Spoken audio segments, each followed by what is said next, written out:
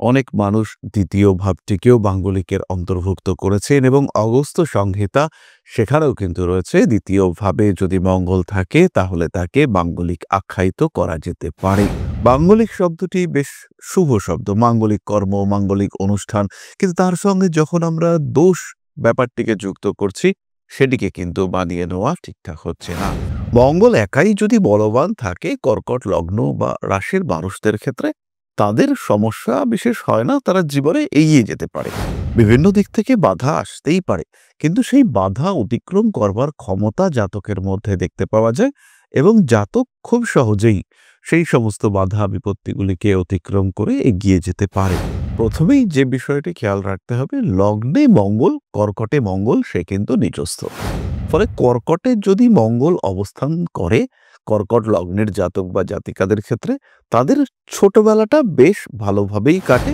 কোনো কোনো সময় আমরা দেখতে পাই যে বায়ুর তত্ত্বের রাশি তুলায় মঙ্গল অবস্থান করবার কারণে বাড়িতে ছোটখাটো অগ্নিকাণ্ড, ছোটখাটো দুর্ঘটনা এগুলো ঘটতেও দেখতে পাওয়া যায়। কোনো কোনো সময় বিবাহ হতে বিলম্ব হয় এবং জাতকের প্রেমের ক্ষেত্রে সমস্যা সৃষ্টি হতে দেখতে পাওয়া যায়। এই কম্বিনেশন জাতককে যথেষ্ট পাওয়ারফুল করে তোলে।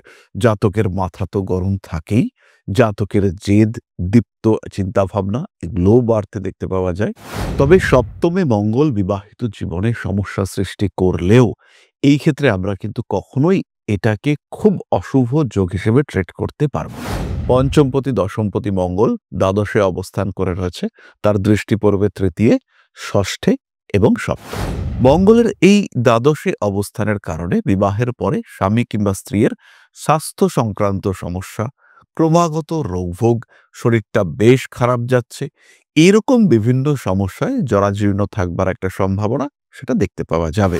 তাহলে 5টি জায়গায় নয়, কেবলমাত্র একটি জায়গায় মঙ্গলের কারণে কিন্তু সমস্যার মাত্রা অনেক অনেক বেশি কর্কটের ক্ষেত্রে।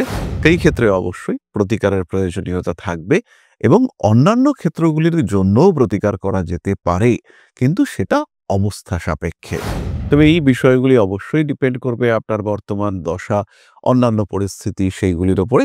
খেয়াল রাখতে হবে অবস্থা, গ্রহ অবস্থান এগুলি ভীষণভাবে দেখতে হবে। গ্রহ বলবত্তা, দশা তাকেও দেখতে হবে। ট্রানজিটকেও আমরা অবশ্যই ফলো করবার চেষ্টা করব এবং তারপরেই আলটিমেটলি প্রেডিক্ট করা যাবে যে মঙ্গলের প্রভাব কতটা মারাত্মক, কতটা গুরুত্বপূর্ণ হয়ে আপনার জীবনে আসতে চলেছে। যদি মঙ্গলের নক্ষত্র অধিপতি অত্যন্ত শুভ অবস্থানে থাকে, এই সমস্ত ক্ষেত্রে কিন্তু মাঙ্গলিক দোষ সেটা কুপ্রভাব মুক্ত হয়ে যায়।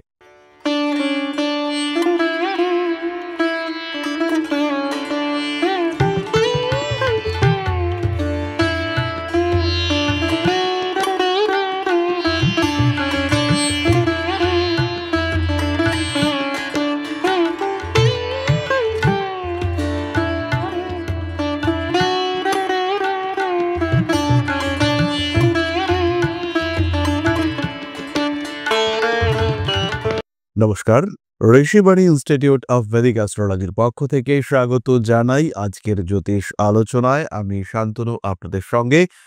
আলোচ্য বিষয় মঙ্গল, মাঙ্গলিক যোগ, মাঙ্গলিক দোষ, ভৌম দোষ, বৈধব্য যোগ ইত্যাদি নিয়ে বিভিন্ন রকমের কনফিউশন, নানা রকম মনের মধ্যে চিন্তা। আমার কুণ্ডলিত মাঙ্গলিক, সেই ক্ষেত্রে বিয়ে হওয়া কি সম্ভব? যদি আমি মাঙ্গলিক হয়ে থাকি তাহলে কি মাঙ্গলিক মানুষকেই আমাকে বিয়ে করতে হবে? তাহলে কি মাঙ্গলিক দোষের খণ্ডন হতে পারে? এই ধরনের বিভিন্ন বিভ্রান্তি আমাদের মনের মধ্যে রয়েছে। এই প্রসঙ্গেই আমাদের এই সিরিজ মাঙ্গলিক যোগ বিভিন্ন রাশির ক্ষেত্রে কোন ঘরে কতটা ঘাতক। আমরা সবাই জানি জন্মকুণ্ডলিতে যদি লগ্নে, চতুর্থে, সপ্তমে, অষ্টমে কিংবা দ্বাদশে মঙ্গল থাকে তাকে মাঙ্গলিক যোগ বা দোষ যাই হোক না কেন বলা হয়। সেই অবস্থায় জাতক বা জাতিকাকে মাঙ্গলিক বলা হয়। অনেক মানুষ দ্বিতীয় ভাবটিকেও মাঙ্গলিকের অন্তর্ভুক্ত করেছেন এবং অগস্ত্য সংহিতা সেখানেও কিন্তু রয়েছে দ্বিতীয় ভাবে যদি মঙ্গল থাকে তাহলে তাকে মাঙ্গলিক আখ্যায়িত করা যেতে পারে। মাঙ্গলিক শব্দটি বেশ শুভ শব্দ, মাঙ্গলিক কর্ম, মাঙ্গলিক অনুষ্ঠান, কিন্তু তার সঙ্গে যখন আমরা দোষ ব্যাপারটিকে যুক্ত করছি সেটিকে কিন্তু মানিয়ে নেওয়া ঠিকঠাক হচ্ছে না। বিষয়টি হলো মাঙ্গলিক। মঙ্গলের কয়েকটি বিশেষ অবস্থানে জাতক বা জাতিকাকে মাঙ্গলিক বলা যাবে। দোষ বা গুণ সেটা সময় বিচার করবে, সেটা জাতক বিচার করবে, সেটা প্রকৃতি, পরিবেশ, আশেপাশের মানুষ তারা বিচার করে নেবে। আজকে আমরা আলোচনা করব কর্কট রাশির সাপেক্ষে। কর্কটের জন্য মঙ্গল হলো যোগকারক গ্রহ, পঞ্চমপতি এবং দশমপতি। মঙ্গল একাই যদি বলবান থাকে কর্কট লগ্ন বা রাশির মানুষদের ক্ষেত্রে, তাদের সমস্যা বিশেষ হয় না, তারা জীবনে এগিয়ে যেতে পারে। বিভিন্ন দিক থেকে বাধা আসতেই পারে, কিন্তু সেই বাধা অতিক্রম করবার ক্ষমতা জাতকের মধ্যে দেখতে পাওয়া যায় এবং জাতক খুব সহজেই সেই সমস্ত বাধা বিপত্তিগুলিকে অতিক্রম করে এগিয়ে যেতে পারে। সুতরাং মঙ্গলের থেকে কর্কটে যে মারাত্মক ক্ষতি হবে এরকম ব্যাপারটা নয়। প্রথমেই যে বিষয়টি খেয়াল রাখতে হবে, লগ্নে মঙ্গল, কর্কটে মঙ্গল, সে কিন্তু নিচস্থ। ফলে কর্কটে যদি মঙ্গল অবস্থান করে কর্কট লগ্নের জাতক বা জাতিকাদের ক্ষেত্রে, তাদের ছোটবেলাটা বেশ ভালোভাবেই কাটে। যখন মানুষ ডিপেন্ডেন্ট হতেই পারে, বাবা মার উপরে বাচ্চা ডিপেন্ড করছে, এই অবস্থায় বিরাট কিছু সমস্যা হয় না। কিন্তু যখন জাতককে কর্মজীবনে প্রবেশ করতে হয়, তখন বিভিন্ন দিক থেকে নানা রকম স্ট্রাগল আসতে থাকে এবং যে সাকসেস জাতক অর্জন করতে চায় সেটা অ্যাচিভ করা কঠিন হয়। শরীরে মাঝে মাঝেই একটু টেম্পারেচার বেড়ে যাওয়ার টেন্ডেন্সি, জ্বর আসার প্রবণতা, ইনফেকশন, এগুলো দেখতে পাওয়া যায়। তার সঙ্গে সঙ্গে কারণে অকারণে রেগে যাওয়া, জেদ, চিৎকার, মাথা গরম, এগুলিও দেখতে পাওয়া যায়। এই জেদ, মাথা গরমের জন্য বিবাহিত জীবনে ছোটখাটো প্রবলেম আসে, কিন্তু এই প্রবলেম যে ঘাতক সমস্যা তা কিছুই নয়। পঞ্চমপতি লগ্নে অবস্থান করে সপ্তমকে দেখবার কারণে জাতক মোটামুটি রোমান্টিক হয়, প্রেমের মাধ্যমে এদের বিয়ে হতে দেখতে পাওয়া যায়। এরপরে যদি চতুর্থে মঙ্গল অবস্থান করে, সেই ক্ষেত্রে সপ্তমপতি, দশমপতি চতুর্থে অবস্থানের পরে জাতকের বিবাহের পরে কর্মক্ষেত্রে উন্নতি, ডেভেলপমেন্ট ইত্যাদি দেখতে পাওয়া যায়। দ্বিতীয় যে বিষয়টি দেখতে পাওয়া যায়, জাতকের স্বামী বা স্ত্রী তার চাকরিরত হওয়ার সম্ভাবনা বাড়ে, তার কর্মক্ষেত্রে কিছু ডেভেলপমেন্টের সম্ভাবনা সেটাও দেখতে পাওয়া যায় এবং সেটা বিয়ের পরে হয়। বিবাহের পরে ভাগ্য উন্নতির সম্ভাবনা। পারিবারিক ক্ষেত্রে কিছু অশান্তি অবশ্যই ফেস করতে হয়, ঝঞ্ঝাট, অশান্তি, এগুলি পারিবারিক ক্ষেত্রে দেখতে পাওয়া যায়। কিন্তু পারিবারিক ক্ষেত্রে ঝামেলা, অশান্তি দেখতে পাওয়া গেলেই সেটা যে মারাত্মক আকার ধারণ করে তা কিন্তু নয়। কোনো কোনো সময় আমরা দেখতে পাই যে বায়ুর তত্ত্বের রাশি তুলায় মঙ্গল অবস্থান করবার কারণে বাড়িতে ছোটখাটো অগ্নিকাণ্ড, ছোটখাটো দুর্ঘটনা, এগুলো ঘটতেও দেখতে পাওয়া যায়। জমি, বাড়ি ইত্যাদি ক্রয় করবার সময়ও বেশ কিছু অশান্তি সৃষ্টি হতে দেখতে পাওয়া যায়। সুতরাং বিবাহের জন্য চতুর্থে মঙ্গলও মারাত্মক বা ঘাতক নয়। কোনো কোনো সময় বিবাহ হতে বিলম্ব হয় এবং জাতকের প্রেমের ক্ষেত্রে সমস্যা সৃষ্টি হতে দেখতে পাওয়া যায়। মঙ্গল যদি সপ্তমে অবস্থান করে, এটা শুভযোগ। পঞ্চমপতি, দশমপতি সপ্তমে অর্থাৎ মকরে তুঙ্গ হয়ে রয়েছে। এই কম্বিনেশন জাতককে যথেষ্ট পাওয়ারফুল করে তোলে। জাতকের মাথা তো গরম থাকেই, জাতকের জেদ, দীপ্ত চিন্তাভাবনা, এগুলোও বাড়তে দেখতে পাওয়া যায়। পুলিশ, আর্মি, মিলিটারি ইত্যাদিতে চাকরি করবার চেষ্টা সেগুলো বাড়ে এবং জাতকের কাজকর্মের মধ্যে অ্যাসিড, আগুন, অস্ত্র ইত্যাদির একটা যোগাযোগ দেখতে পাওয়া যায়। জাতক খেলাধুলায় খুব ভালো হয়ে থাকে। তবে এই যে মকরে মঙ্গল, এটা কিন্তু ম্যারিড লাইফে কিছুটা ইম্প্যাক্ট ক্রিয়েট করে। বাড়ির কাছাকাছি বিয়ে হওয়ার সম্ভাবনা, বিবাহের পরে অল্প বিস্তর ডমিনেটেড হওয়া, বিবাহিত জীবনের ঝামেলা, রেগুলার টুকটাক অশান্তি, এগুলো কিন্তু লেগেই থাকে। তবে সপ্তমে মঙ্গল বিবাহিত জীবনে সমস্যা সৃষ্টি করলেও এই ক্ষেত্রে আমরা কিন্তু কখনোই এটাকে খুব অশুভ যোগ হিসেবে ট্রিট করতে পারবো না। এরপরে অষ্টমে মঙ্গল, কুম্ভ রাশিতে, বায়ুতত্ত্বের রাশিতে মঙ্গল, এটা সত্যি সত্যি বিবাহিত জীবনে বেশ অশান্তি এনে দেয়। কর্কট লগ্ন বা রাশির জাতক বা জাতিকা, তাদের যদি অষ্টমে মঙ্গল থাকে, শুধু ম্যারিড লাইফে, বিবাহিত জীবনে স্বামী স্ত্রীর কারণেই নয়, কারণে অকারণে বিভিন্ন দিক থেকে অশান্তি সৃষ্টি হতে দেখতে পাওয়া যায়। কখনো পারিপার্শ্বিক প্রভাব বাড়ে, কখনো সন্তানের স্বাস্থ্য নিয়ে দুশ্চিন্তা থাকে, কখনো সন্তান উৎপাদনের ক্ষেত্রে বিলম্ব হতে দেখতে পাওয়া যায়। জাতক বা জাতিকা চেষ্টা করে যাচ্ছে কিন্তু সন্তান প্রাপ্তির ক্ষেত্রে সমস্যা সৃষ্টি হচ্ছে। এই বিষয়গুলি আমরা বারবার দেখতে পাই এবং কর্কট লগ্নের অষ্টমে কুম্ভে মঙ্গল, এটা বিবাহিত জীবনের ক্ষেত্রে সত্যিই সমস্যা সৃষ্টি করে। এই বিষয়টি কিন্তু বিবাহের পূর্বে অবশ্যই জাজ করা দরকার। পঞ্চমপতি, দশমপতি মঙ্গল দ্বাদশে অবস্থান করে রয়েছে, তার দৃষ্টি পড়বে তৃতীয়, ষষ্ঠে এবং সপ্তমে। মঙ্গলের এই দ্বাদশে অবস্থানের কারণে বিবাহের পরে স্বামী কিংবা স্ত্রীর স্বাস্থ্য সংক্রান্ত সমস্যা, ক্রমাগত রোগভোগ, শরীরটা বেশ খারাপ যাচ্ছে, এরকম বিভিন্ন সমস্যায় জরাজীর্ণ থাকবার একটা সম্ভাবনা সেটা দেখতে পাওয়া যাবে। শরীরটা কিন্তু বেশ দুর্বল থাকবে, শরীরটা কিন্তু বেশ অস্থির থাকতে দেখতে পাওয়া যাবে। স্বামী কিংবা স্ত্রীর এই ক্রমাগত স্বাস্থ্য সমস্যার কারণে বিবাহিত জীবনে কিছু অশান্তি, স্বামী স্ত্রীর মধ্যেই গিয়ে অশান্তি তা নয়, সেটাও হতে পারে। ঝগড়া, অশান্তি, রেগে যাওয়ার টেন্ডেন্সি, মাথা গরম করা, আঘাতপ্রাপ্তি, রক্তপাত, আগুন নিয়ে সমস্যা ইত্যাদি হতেই পারে। কিন্তু মূলত শরীর স্বাস্থ্য সংক্রান্ত ক্রমাগত সমস্যা, রেগুলার কিছু না কিছু প্রবলেম লেগেই রয়েছে, এটা কিন্তু হওয়ার সম্ভাবনা দেখতে পাওয়া যাবে। এবং অষ্টমে দ্বাদশে কর্কটের যদি মঙ্গল অবস্থান করে, সেটাকে কিন্তু আমরা তুলনামূলকভাবে বেশি ক্ষতিকারক বা ঘাতক ধরতে পারবো। তবে দ্বাদশের থেকেও অষ্টমে মঙ্গল এই ক্ষেত্রে কিন্তু কর্কটের জন্য অনেক বেশি ঘাতক বা বিপজ্জনক। তাহলে 5টি জায়গায় নয়, কেবলমাত্র একটি জায়গায় মঙ্গলের কারণে কিন্তু সমস্যার মাত্রা অনেক অনেক বেশি কর্কটের ক্ষেত্রে। সেই ক্ষেত্রে অবশ্যই প্রতিকারের প্রয়োজনীয়তা থাকবে এবং অন্যান্য ক্ষেত্রগুলির জন্যও প্রতিকার করা যেতে পারে, কিন্তু সেটা অবস্থা সাপেক্ষে। এবং যারা ভাবছেন মাঙ্গলিক দোষ বা যোগের খণ্ডন করবেন, সেই খণ্ডন করবার পদ্ধতি কি হবে? অনেকগুলি পদ্ধতি রয়েছে, তার মধ্যে কোন পদ্ধতি আপনার জন্য অ্যাপ্লিকেবল হবে সেটি কিন্তু আপনার জ্যোতিষ তিনি আইডেন্টিফাই করে দেবেন এবং তার কথা মতোই আপনি প্রতিকার করাবেন। আদৌ প্রতিকারের প্রয়োজনীয়তা রয়েছে কিনা, সরাসরি সেই মাঙ্গলিক যোগের খণ্ডন ঘটেছে কিনা, এই বিষয়গুলি কিছুটা অন্তত আমাদের উপলব্ধি করা প্রয়োজন। এবং যেহেতু সামনে অনেকেরই বিয়ের যোগাযোগ আসছে, বিবাহ সম্পর্কে অনেকেই ভীষণ রকম চিন্তাশীল, প্রত্যেকেরই কিন্তু এই বিষয় নিয়ে খেয়াল রাখা দরকার এবং সেই হিসেব করে, সেই চিন্তা করে ডিসিশন নেওয়া অবশ্যই দরকার। মনে রাখতে হবে আমাদের এই আলোচনা এটি কিন্তু অপীড়িত কিংবা প্রভাবমুক্ত মঙ্গলের জন্য। মঙ্গলের উপরে বৃহস্পতির প্রভাব রয়েছে, মঙ্গলের নেগেটিভিটি অনেক কমে যাবে। হতেই পারে মঙ্গল শুক্র একসঙ্গে যুক্ত রয়েছে, দৃষ্টি বিনিময় রয়েছে, দুজন দুজনকে দৃষ্টি দিয়েছে, শুক্রের সঙ্গে রাহুর একটা সম্পর্ক সৃষ্টি হয়েছে। সেই ক্ষেত্রে বিবাহিত জীবনে কিন্তু সমস্যাগুলির মাত্রা অন্যভাবে আসবে। সেটা কখনো এক্সট্রাম্যারিটাল রিলেশনশিপের কারণে সৃষ্টি হতে পারে, সেটা বিবাহ পরবর্তী প্রেমজ সম্পর্ক জানাজানি হয়ে যাওয়া এবং সেই সম্পর্কিত জটিলতা সৃষ্টি হওয়া ইত্যাদির কারণে সৃষ্টি হতেই পারে। তবে এই বিষয়গুলি অবশ্যই ডিপেন্ড করবে আপনার বর্তমান দশা, অন্যান্য পরিস্থিতি, সেইগুলির ওপরে খেয়াল রাখতে হবে। অবস্থা, গ্রহ অবস্থান, এগুলি ভীষণভাবে দেখতে হবে। গ্রহ বলবত্তা, দশা, তাকেও দেখতে হবে।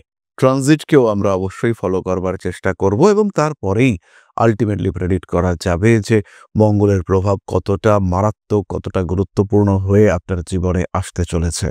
সুতরাং জন্মকুণ্ডলিতে মাঙ্গলিক দোষ দেখলেই যে আমরা দুশ্চিন্তায় পড়ে যাচ্ছি, সেটা কিন্তু একেবারেই নয়। আমাদের খেয়াল রাখতে হবে, আমাদের বুঝতে হবে যে এই যোগ বা এই দোষ কতটা মারাত্মক, কতটা সমস্যা নির্দেশক হতে পারে, সেটা উপলব্ধি করবার পরেই আমাদেরকে ডিসিশন নিতে হবে যে আদৌ এই যোগ বা দোষ কতটা ঘাতক, কতটা বিপজ্জনক। এরপরে আমরা চলে আসব মাঙ্গলিক যোগ বা দোষের প্রতিকার সংক্রান্ত আলোচনায়, কিন্তু তার আগে এটা অবশ্যই বুঝে নিতে হবে যে বহু ক্ষেত্রে মাঙ্গলিক দোষ বা যোগ সেটা কিন্তু প্রভাব মুক্ত হয়ে যায়, সেটার কিন্তু প্রভাব প্রশমিত হয়ে যায়।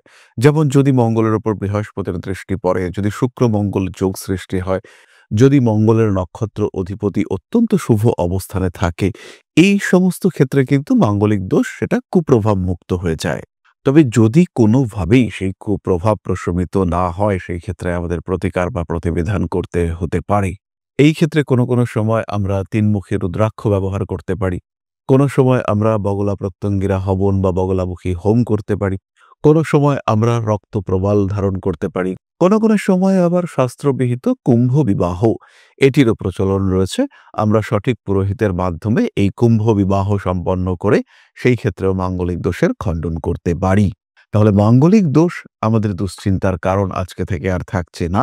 মাঙ্গলিক যোগ বিভিন্ন রাশির ক্ষেত্রে অত্যন্ত শুভ ফল দিয়ে থাকে, রিজিড ডিসিশন নিতে সাহায্য করে। স্ট্রিক্ট হওয়ার ক্ষেত্রে মাঙ্গলিক যোগের ভূমিকা অবশ্যই গুরুত্বপূর্ণ।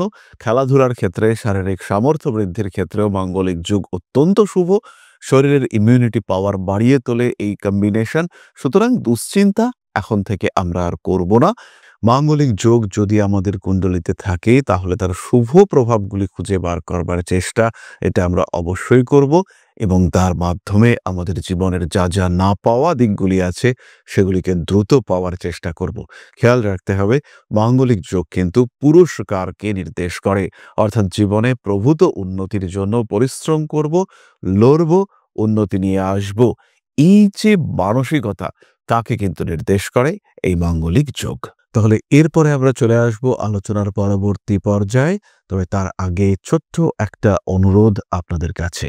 পরম ব্রহ্ম মিলন মঠ ও সেবাশ্রম অধ্যাত্ম, সেবা এবং প্রকৃতি পূজনে সম্পূর্ণ নিয়োজিত একটি সংস্থা। সম্পূর্ণ স্বেচ্ছাসেবী এবং সমাজ কল্যাণমূলক এই সংস্থা আমরা এগিয়ে চলেছি মানুষের পাশে দাঁড়ানোর লক্ষ্যে। এই প্রসঙ্গে দীর্ঘদিন ধরেই আমরা বিভিন্ন এলাকায় বেশ কিছু কাজ করে আসছি।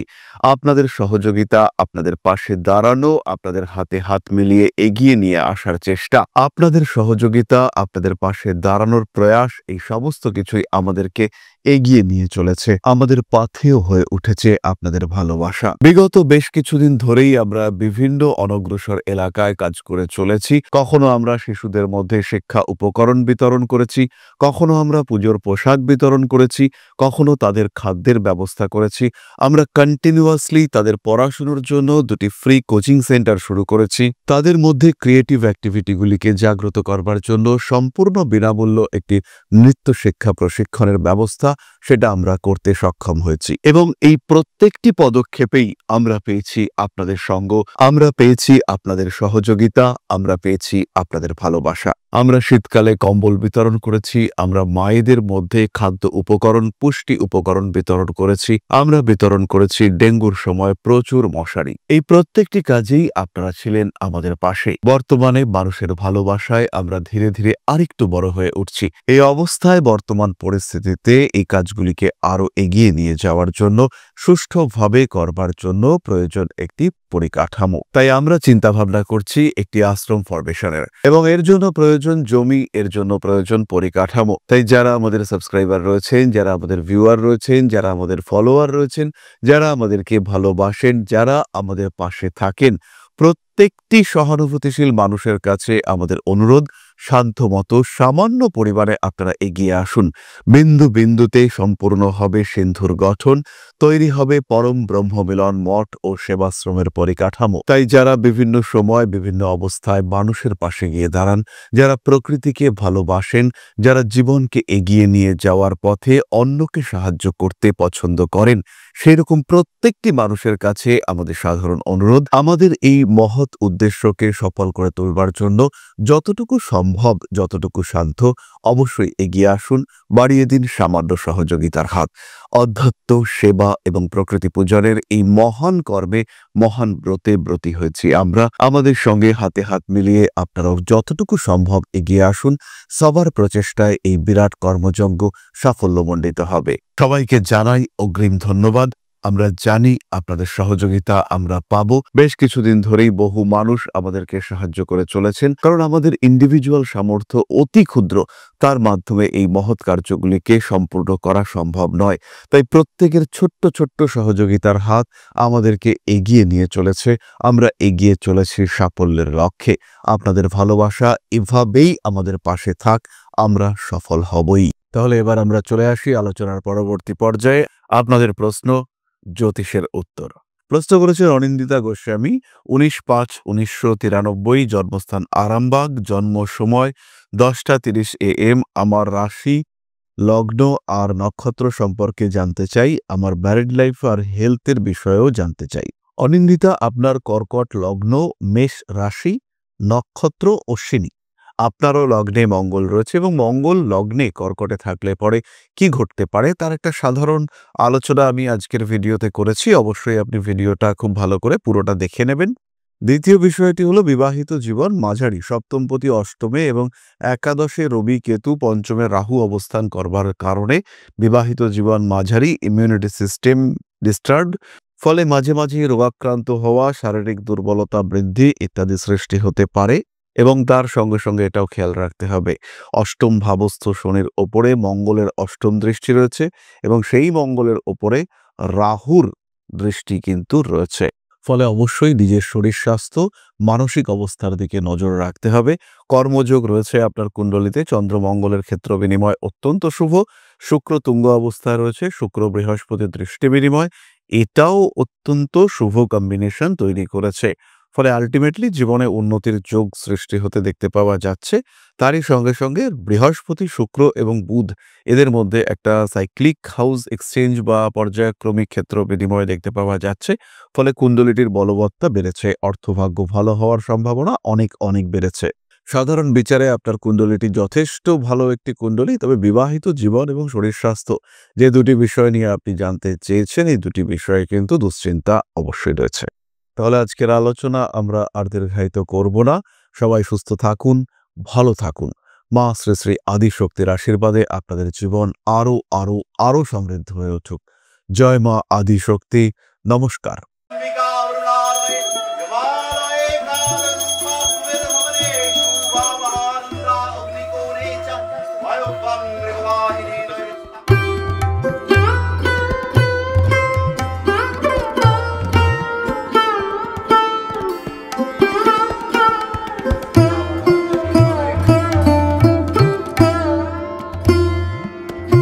पादुकां दर्शयामि नमः गणाधिपति श्रीमद् दक्षिणा कालिका परिषदाय स्वाहा।